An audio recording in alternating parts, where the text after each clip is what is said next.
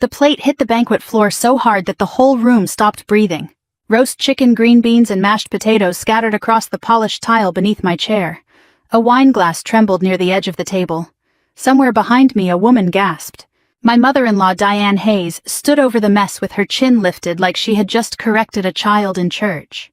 Then she said loud enough for every colonel, sergeant, major, spouse, and old veteran in that ballroom to hear, "You don't belong at this table." For one long second I forgot I was wearing my dress uniform. I forgot the weight of my medals. I forgot the years I had spent serving my country. All I could do was look at my husband. Michael sat beside me, his hands folded, his jaw tight. His mother had just humiliated me in front of 200 people at his father's military retirement banquet. And my husband looked away. That was the moment something inside me went still. Not angry, not broken. Still. I slowly pushed my chair back. The scrape of its legs sounded louder than the crash of the plate. Every eye in the room turned toward me. I stood up, smoothed the front of my army dress blues, and straightened the ribbons on my chest. Diane's smirk faded. I looked past her toward the stage where Colonel Richard Hayes, my father-in-law, sat frozen beside the general who had come to honor him. Then I spoke 3 words. "Read my orders." The entire banquet hall fell silent. But to understand why those 3 words shook that room, you have to understand what that night was supposed to be. Colonel Richard Hayes had served 35 years in the United States Army. He was a hard man to impress, the kind who believed shoes should shine, words should matter, and family should never embarrass itself in public. His retirement banquet was held at a hotel ballroom in Northern Virginia, not far from Fort Belvoir. There were flags behind the stage-framed photographs from his deployments, and round tables covered in white linen. Diane had planned every centerpiece herself. She had also made it clear for weeks that she wished I would not come. I had just returned from deployment 3 days earlier. I was tired down to my bones, but Richard had personally called and asked me to attend in uniform. Michael told me his mother was stressed and that I should just keep things easy. So I tried. I arrived quietly. I smiled politely. I took the seat marked with my name. Then Diane marched over, saw me sitting beside her son, and decided my presence was an insult. She knocked my plate to the floor. And my husband chose silence. But Diane had no idea what was inside the official ceremony folder on that stage. She had no idea why I had really been invited. And she had no idea that before the night was over, everyone in that room would know the truth. The silence that followed my 3 words felt heavier than the medals resting against my chest. No one moved. No one spoke. Even Diane seemed unsure of herself for the first time that evening. Before anyone could reach for the ceremony folder waiting near the stage, my mind drifted backward to the beginning of a story that had started long before a dinner plate shattered across a ballroom floor. I grew up in a small farming town outside Dayton, Ohio. My father, Harold Bennett, was a Vietnam veteran. He rarely talked about the war, but he taught me everything I needed to know about honor. Every morning began with making my bed properly. Every promise had to be kept. Every handshake had to mean something. "We can't control how people treat us," he'd often say, "but we can always control how we carry ourselves." Those words stayed with me long after he buried my mother and raised me alone. College wasn't something we could afford, so I earned an ROTC scholarship. Commissioning as an Army officer wasn't simply a career choice. It was a promise to my father, to myself, and to every soldier who trusted me. Years later, during a joint training exercise, I met Michael Hayes. He was kind, funny, and easy to talk to. Unlike many people, he understood military life because he'd grown up in it. His father wore the uniform. His childhood had been spent moving from base to base. I thought we'd always understand each other. When Michael proposed, I believed I wasn't just marrying him. I believed I was joining a family built on service. I couldn't have been more wrong. The first time Diane met me, she smiled politely, but her eyes never warmed. "So," she said while looking me up and down, "you're from Ohio." It wasn't really a question. Over the years, her criticisms became quieter and sharper. My clothes were too plain. My manners were country. My career made me hard to relate to. Whenever relatives gathered, she somehow managed to seat me at the far end of the table while placing Michael beside cousins she adored. Birthdays came and went without invitations. Family vacations were planned after I'd already been scheduled for deployment. If anyone noticed, no one said a word, least of all Michael. Whenever I tried to explain how much Diane's behavior hurt, he'd sigh the same weary sigh. "She's just set in her ways, Emily. Please don't make this bigger than it is. Can we just have one peaceful holiday?" Little by little, keeping the peace became another way of asking me to accept disrespect. I told myself Diane would eventually come around. That if I stayed patient, worked hard, and treated everyone with kindness, she'd finally see me as family. Instead, every year the distance grew wider. What I didn't realize was that someone else in the Hayes family had been quietly paying attention all along. And on the very night Diane decided to publicly humiliate me, that silent witness was preparing to change everything. Colonel Richard Hayes had never been a man who handed out compliments easily. If he thought you had done a good job, he'd nod once and move on. That was his way. During the first few years of my marriage, I often wondered if he even liked me. He was polite, respectful, but reserved. Compared to Diane's open disapproval, his quiet distance almost felt comforting. It wasn't until years later that I realized he had been watching far more closely than I ever imagined. Military life has a way of measuring people differently. It doesn't care where you grew up. It doesn't care how much money your parents made. It only cares whether you'll keep your word when it matters most. Over the next several years, my career demanded more than I had ever expected. There were hurricane relief missions along the Gulf Coast after devastating storms. There were months overseas supporting humanitarian operations. There were endless weeks of training exercises that blurred into one another until every airport looked the same. I missed birthdays. I missed anniversaries. I missed Thanksgiving dinners and Christmas mornings. Every time I packed another duffel bag, Diane found another reason to criticize me. Some women know their first duty is to their family, she'd say loud enough for everyone to hear. When neighbors asked where I was, she'd shrug dramatically. Emily always chooses the army, as if serving my country were some selfish hobby. The truth was far different. Many nights overseas, after finishing 12-hour shifts, I'd sit alone in my quarters and video call Michael, hoping just to hear a familiar voice. Sometimes the internet barely worked. Sometimes we'd only manage a few minutes before the connection failed. Still, I never stopped trying. Neither did my father. Even in his 70s, Harold mailed handwritten letters to every address the Army gave him. Inside each envelope was the same reminder. Stand tall, honor isn't measured by applause. I kept every one of those letters. Meanwhile, Michael continued trying to stay out of the conflict. Whenever Diane criticized me, he'd change the subject. Whenever relatives repeated her comments, he'd laugh awkwardly. I don't want everyone arguing, he'd whisper afterward. But silence has consequences. Every time he avoided confrontation, Diane became a little bolder. Every holiday became a little colder. Every family gathering reminded me that I was being tolerated, not embraced. Only one person seemed to understand what military sacrifice actually cost. Richard. He never argued with Diane in public, but he always asked about my soldiers before asking about me. Everyone make it home safely, he'd ask. When I answered yes, he'd simply nod. I figured they would. Looking back, I understand what he was really saying. He trusted my leadership. He respected my service, and without telling anyone, not even his own wife, he had already made a decision about who he wanted standing beside him on the most important day of his military career. That decision was resting inside the sealed ceremony folder on the stage. Within minutes, the entire ballroom would discover why my simple words, "Read my orders," had changed everything. No one in the ballroom dared break the silence. I remained standing beside my overturned chair, my hands resting calmly at my sides. The food scattered across the floor had suddenly become the least important thing in the room. The commanding general sitting beside Colonel Richard Hayes slowly looked toward the stage. Then he spoke in a steady voice. "Sergeant Major, would you please bring me Colonel Hayes's ceremony folder?" A retired command sergeant major hurried to the podium and picked up the dark blue leather folder that had been waiting there all evening. He carried it carefully to the general, who opened it without saying another word. Across the room I could hear whispers beginning to spread. "What orders? What's going on? Did we miss something?" Diane stood frozen beside the table. Her confidence had vanished, replaced by uncertainty. Michael looked from me to his father, then back to the folder. He looked as confused as everyone else. Only Richard knew exactly what the general was about to read. The general adjusted his glasses and removed a single document. "This," he said, "is Colonel Hayes's official retirement ceremony program, approved by his command." His eyes moved slowly across the page. Then he looked up. "Per Colonel Richard Hayes's personal request, the presentation of the Legion of Merit and the retirement flag will be conducted by Captain Emily Bennett Hayes." A wave of stunned silence rolled across the ballroom. The general continued. "Colonel Hayes specifically requested Captain Hayes because, in his written words, she best represents the Army values he devoted his career to defending." No one moved. I heard someone quietly inhale. Another guest whispered, "My goodness." The general wasn't finished.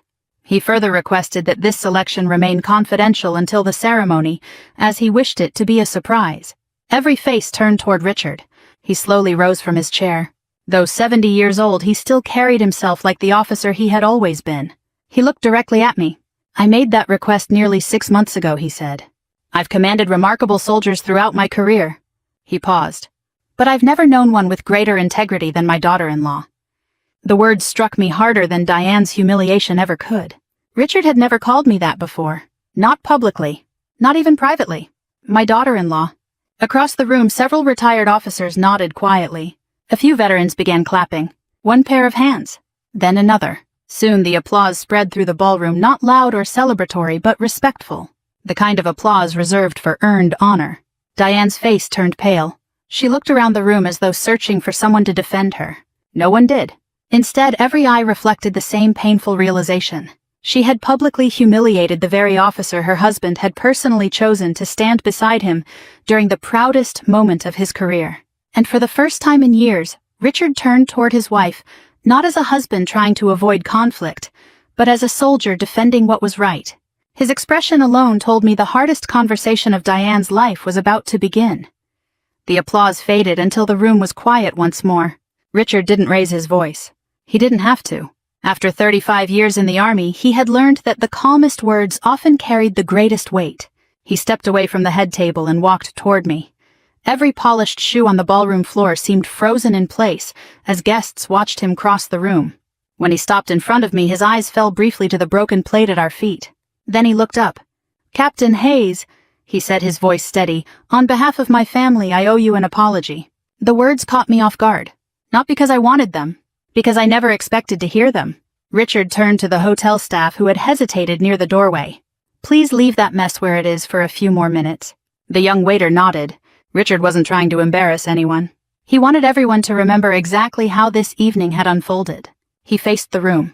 "I asked Emily to wear her dress uniform tonight because I wanted those who served with me to meet the officer I admire most." A murmur rippled through the audience. "I've watched her miss birthdays, anniversaries, and holidays without once complaining. I've watched her lead soldiers through dangerous assignments and return home with the same humility she left with." His eyes drifted toward Diane, and I watched my own family fail to give her the respect she earned. No one dared interrupt him. Diane's shoulders sagged. For the first time since I'd known her, she seemed to have no words. One of Richard's oldest friends, a retired brigadier general, slowly rose from his chair. Then another veteran stood, and another. Within seconds, nearly every retired service member in the ballroom was on his or her feet. It wasn't applause this time. It was something even more meaningful. A standing show of respect. Not for rank. Not for medals. For character. I felt tears sting my eyes, but I blinked them away. Military training teaches you to stay composed under pressure. Still, nothing had prepared me for this. Michael remained seated. His face had lost all color. He looked from the veterans standing around the room to the shattered plate on the floor. Then finally to me. I could almost see the memories passing through his mind, the birthdays I'd spent overseas, the holidays I'd missed, the countless times I'd quietly absorbed his mother's insults because he had asked me to keep the peace. For years he'd believed staying silent protected his family. Now he understood something painful. Silence hadn't protected anyone. It had only protected the person causing the hurt. The commanding general stepped beside Richard. "Captain Hayes," he said warmly, "if you're willing, we'd still be honored for you to conduct the presentation." I looked down at my stained shoes, then back at Richard. He gave me a small nod. In that moment I realized the ceremony could continue. But my marriage could not continue the way it had been. Some conversations could no longer be postponed. And before this night was over, Michael and I were finally going to have the one we'd both spent years avoiding. The retirement ceremony continued with all the dignity Richard had hoped for. I presented him with the folded American flag. The commanding general pinned the Legion of Merit on his jacket, and I read the official citation with a voice that never wavered, though my heart felt heavier than it ever had. When it was over, Richard hugged me. It wasn't the quick, awkward embrace we'd exchanged on holidays. It was firm, proud, fatherly. "I'm honored you were the one standing beside me," he whispered. "Thank you, sir," I replied, because I knew if I said anything more I might cry. The ballroom slowly emptied. Guests shook Richard's hand, congratulated him, and quietly stopped to tell me they were sorry for what had happened. Several women I barely knew admitted they'd noticed Diane's behavior toward me over the years. One elderly widow squeezed my hand. "My husband served for 30 years, she said softly. "I've seen women like her before. Don't mistake someone's bitterness for your worth." I thanked her, but her words stayed with me all the way home. Michael drove in silence. The highway lights slipped across the windshield as neither of us spoke. Normally, I would have been the one to break the tension. Not this time. When we reached the house, I carefully hung my dress uniform in the hallway closet before changing into a simple sweater and jeans. Michael stood in the kitchen staring at the countertop. Finally, he spoke. "I'm sorry." 2 words. Words I'd waited years to hear. But tonight they weren't enough. "I know you are," I answered quietly. He looked surprised. "You do. I know you're sorry you finally saw it." I met his eyes. "But where were you the first time she insulted me?" He didn't answer. "Where were you when she left me off the Christmas invitation?" Silence. "When she told your cousins I cared more about my career than my marriage?" His shoulders slumped. "I remember," he whispered. "I remember every single one. And every single time," I continued, "you asked me to be patient." He rubbed both hands across his face. "I thought I was keeping the family together." "No," I said gently. "You were asking one person to carry everyone else's burden." The words hung between us. Neither angry nor cruel. Just true. Michael sank into a kitchen chair. I became so afraid of upsetting my mother that I forgot my first responsibility was to protect my wife. Tears filled his eyes. "I failed you." This time I believed he meant it. But believing him didn't erase the years behind us. I walked upstairs and opened the small jewelry box on my dresser. Inside lay the wedding ring I'd worn every day since our ceremony. I slipped it off my finger. Back downstairs, I placed it gently on the kitchen table. "I'm not filing for divorce," I said calmly. "But I can't keep pretending everything is fine." Michael stared at the ring as if it weighed 100 pounds. "I need some time," I continued. "Not because I don't love you." I paused. "But because I need to find out whether you can become the man I always believed you were." Just then, neither of us noticed the porch light outside, or the car slowly pulling into our driveway. Morning would bring visitors neither of us expected. I barely slept. Every time I closed my eyes, I saw the dinner plate spinning through the air before it shattered across the ballroom floor. Then I heard Diane's voice all over again. "You don't belong at this table." By sunrise, I had already made a pot of coffee and was sitting on the back porch wrapped in my father's old army field jacket. The July morning was quiet, but my mind wasn't. Inside the house, Michael hadn't slept much either. I could hear him pacing from room to room. At exactly 9 o'clock, someone knocked on the front door. Not once. 3 firm, deliberate knocks. Michael looked at me from the hallway. "I'll get it." I shook my head. "No." I stood, took a slow breath, and walked to the door myself. When I opened it, I wasn't surprised to see Richard standing there. What surprised me was everyone else. Diane, Michael's younger sister Laura, his uncle Frank, a retired Marine, his aunt Susan, even 2 cousins who had attended the banquet the night before. No one looked comfortable. Richard removed his cap. "May we come in?" For a moment I considered saying no. After everything that had happened, I would have been justified. Instead, I stepped aside. "Come in." No one sat down right away. The silence inside the living room felt almost as heavy as the silence in the ballroom the night before. Finally, Richard spoke. "I didn't come here as a retired colonel." He looked directly at me. "I came as a father who failed to protect someone who deserved better." His words were sincere. "I should have stopped Diane years ago. I knew she treated you unfairly. I convinced myself she'd eventually change." He lowered his eyes. "I was wrong." I nodded slowly. "Thank you for saying that." Then Uncle Frank cleared his throat. "I owe you an apology, too." I looked surprised. "I laughed off Diane's little comments," he admitted. "I told myself they were harmless. They weren't. They gave the rest of us permission to ignore them." Laura wiped away a tear. "I should have called Mom out years ago." "I didn't because, honestly—" She swallowed hard. "It was easier." One by one, family members admitted the same thing. Not that they had mistreated me, but that they had watched it happen and done nothing. The room grew quieter with every confession. Then Diane finally spoke. "I never meant—" I gently raised my hand. She stopped. For years I had listened while she explained, criticized, excused, and defended herself. Today was different. "I don't need another explanation," I said calmly. "I've heard explanations for almost 10 years. What I need is honesty." She looked at me with trembling lips. Real honesty. Not the kind that blames stress, or misunderstandings, or someone else's behavior. Just the truth. Diane closed her eyes. When she opened them again, they were filled with tears I'd never seen before. "I know why I hated you," she whispered. The room became perfectly still. And for the first time since I'd joined the Hayes family, Diane was finally ready to tell the truth, even if that truth made her look smaller than she'd ever imagined. No one spoke. Even the grandfather clock in the corner seemed louder than usual as it marked each passing second. Diane sat on the edge of the sofa with both hands clasped so tightly her knuckles had turned white. She looked nothing like the confident woman who had stood over me the night before. When she finally began to speak, her voice was barely above a whisper. When Michael was little, she said, I imagined every part of his future. She gave a sad smile that disappeared almost as quickly as it came. I pictured him marrying the daughter of another officer, someone from a family we already knew, someone who understood military life the way I thought it should look. She glanced at me. Then he brought you home. I waited. You weren't polished the way I expected. You talked about growing up on a farm. You laughed too loudly. You made Richard laugh. She stopped and took a shaky breath. I told myself I didn't approve because you weren't the right match. Her eyes filled with tears. But that wasn't the real reason. Richard shifted uncomfortably in his chair, though he said nothing. The truth, Diane continued, is that Richard admired you. She looked toward her husband. I spent years trying to earn his praise. He respected me as the mother of his children, but he almost never said he was proud of me. Then she turned back to me. But every time you came home from a deployment, he'd ask about your soldiers. He'd tell his friends what a fine officer you were.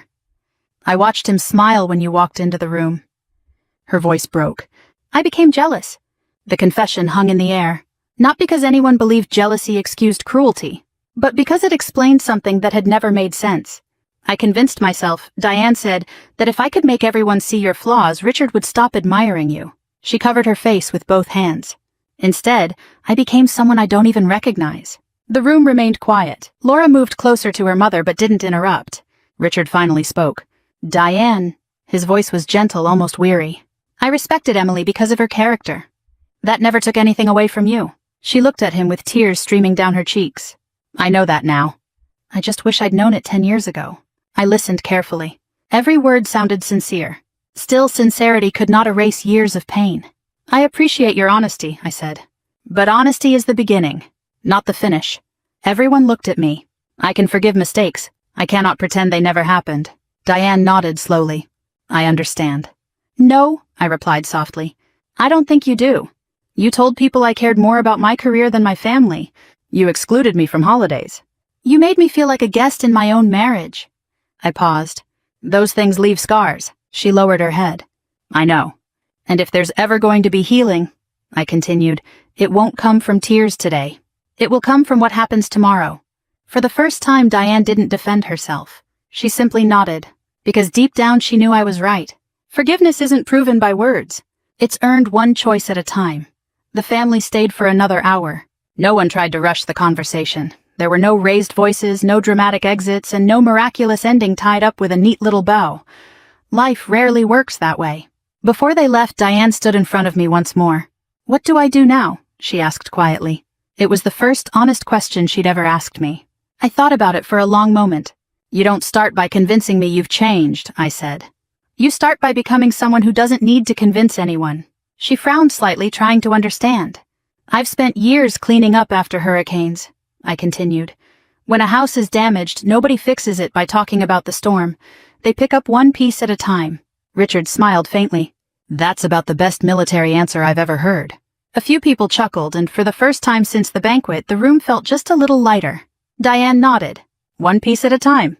Over the next several months, I watched to see whether those words meant anything. To my surprise, they did. Without asking me first, Diane called every relative who had attended the retirement banquet. She admitted exactly what she had done. She told them she had treated me unfairly for years. She didn't blame stress. She didn't blame misunderstandings. She blamed herself. Later, I learned she'd also invited several military spouses to lunch women she'd quietly influenced against me over the years. She apologized to each of them. Not everyone accepted it. Some were polite but distant. Others simply thanked her and changed the subject. Diane accepted every response without complaint. Meanwhile, Michael kept another promise. He found a counselor who specialized in family dynamics and conflict avoidance. At first, he came home exhausted after each session. It's strange, he admitted one evening. I always thought keeping quiet made me a good son. He looked at me with sad eyes. My counselor asked me something I couldn't answer. What was that? I asked. He said, if your silence protects the person causing harm, who is it really hurting? Michael shook his head. I realized the answer was you. His honesty didn't erase the past, but it gave me hope for the future. Little by little we began rebuilding what had almost been lost. Some evenings we simply took walks through the neighborhood. Other nights we talked for hours about things we'd ignored for years. There were difficult conversations. There were tears. There was laughter too. Real marriages aren't restored in grand gestures. They're rebuilt in ordinary moments. One evening Richard called. "Emily," he said, "would you and Michael come for dinner next Sunday?" I hesitated. Before I could answer, he added gently, "No banquet this time." I smiled despite myself. "No speeches? No speeches. No broken plates." He laughed. "I personally guarantee every plate stays on the table." For the first time in a very long while, the invitation didn't fill me with dread. It filled me with cautious hope. Because healing had finally begun, not through promises, but through consistent acts of humility, accountability, and grace. By the time autumn arrived, life looked different. Not perfect, different. That turned out to be enough. Michael and I still had difficult days, but they no longer ended in silence. If something bothered one of us, we talked about it before it had the chance to harden into resentment. It wasn't always comfortable, but it was honest. One Sunday afternoon, we drove to Richard and Diane's house for dinner. As promised, there were no speeches, and thankfully no broken plates. When Diane opened the front door, she smiled nervously. "I'm glad you came." It was a simple sentence, but I noticed something important. She didn't hug me before I was ready. She didn't pretend the past had never happened. She simply welcomed me into her home. That small act meant more than she probably realized. Inside, Richard was tending hamburgers on the backyard grill. He waved his spatula with a grin. "Captain Hayes," he called. "I've been informed I'm no longer allowed to overcook these." I laughed. "Who informed you?" "My commanding officer." He nodded toward Diane, who rolled her eyes and smiled. For a brief moment it felt like an ordinary family gathering, not because everyone had forgotten the past, but because everyone had decided not to repeat it. After dinner, Richard and I sat on the back porch while the others cleared the table. The evening air carried the scent of fallen leaves. "You know," he said, "I spent years believing leadership ended when I took off the uniform." I looked at him. I was wrong. He rested his coffee mug on the railing. "I should have led better inside my own family." I shook my head gently.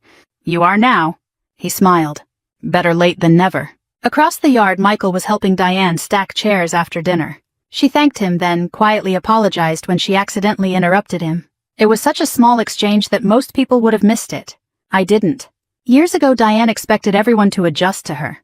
Now she was learning to adjust to others. Growth often looks ordinary from the outside. But inside a family, ordinary changes can feel extraordinary. A few weeks later, Richard accepted an invitation to speak at a local veterans organization.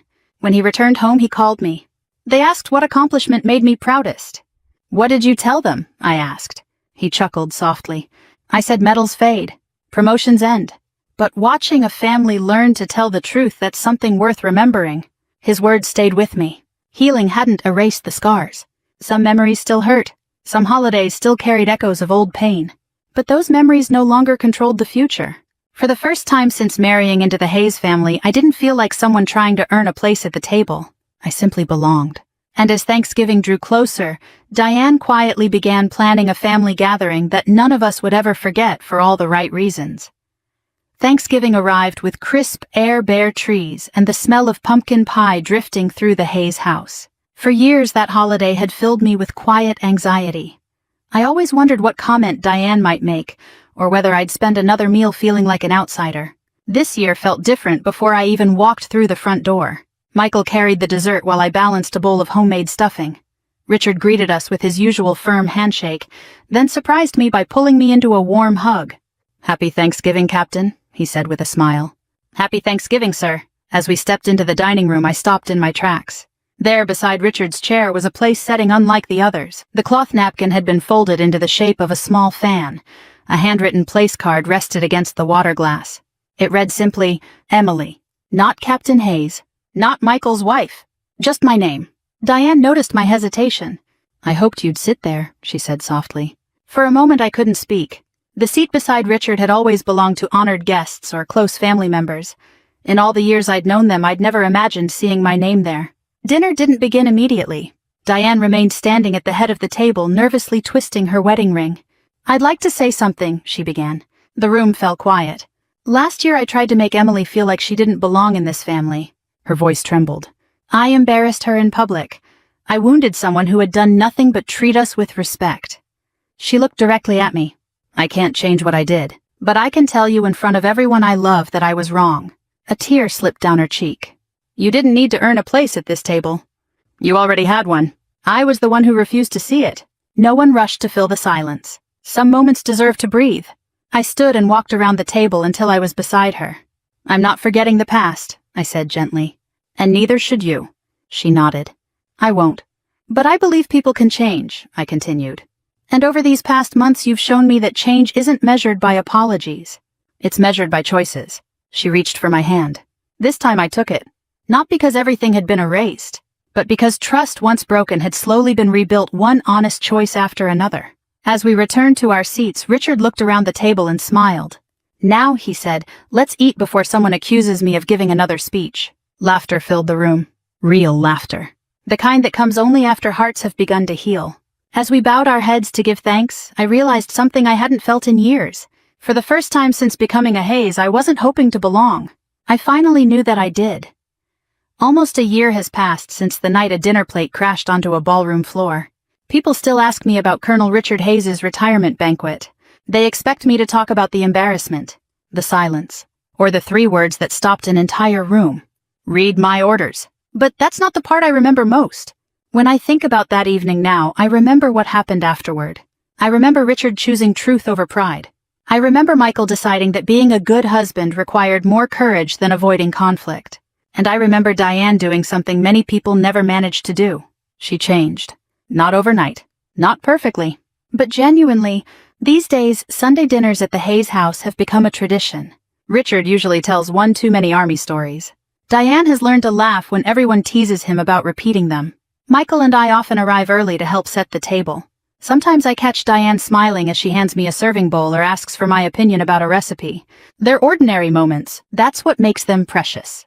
Because ordinary peace is something our family once thought we'd never have again. A few weeks ago, Richard invited me to speak to a group of young Army officers and their spouses. When it was my turn, I didn't talk about leadership manuals or military strategy. Instead, I told them something my father taught me when I was a little girl growing up in Ohio. We can't control how people treat us, I said. But we can always control how we carry ourselves. Then I added something life had taught me later. Standing up for yourself doesn't always require shouting. Sometimes the strongest thing you can do is stand calmly, speak the truth, and let your character speak louder than your anger. Several people stayed afterward to thank me. One young woman quietly said, I needed to hear that. I smiled because years ago I had needed to hear it too. Looking back, I realized revenge was never what brought peace to our family. If I had answered Diane's cruelty with cruelty of my own, we might have won an argument but lost each other forever. The real victory came from refusing to surrender my dignity. It came from allowing truth to expose what anger never could. And it came from giving sincere repentance the chance to grow into lasting reconciliation. Families aren't held together by perfect people. They're held together by people willing to admit when they're wrong, make things right, and choose humility over pride. If our story leaves you with anything, I hope it's this. Never let someone else's bitterness decide your worth. Stand with quiet courage. Protect your dignity. Offer forgiveness when it has truly been earned. And remember that respect isn't granted by age, rank, wealth, or titles. It is earned every single day through character. If this story touched your heart or reminded you of someone who needed a second chance, please share it with someone you love. And if you enjoy stories about family courage, honor, and hope, we'd be honored to have you join us again for another journey. Thank you for listening. The end.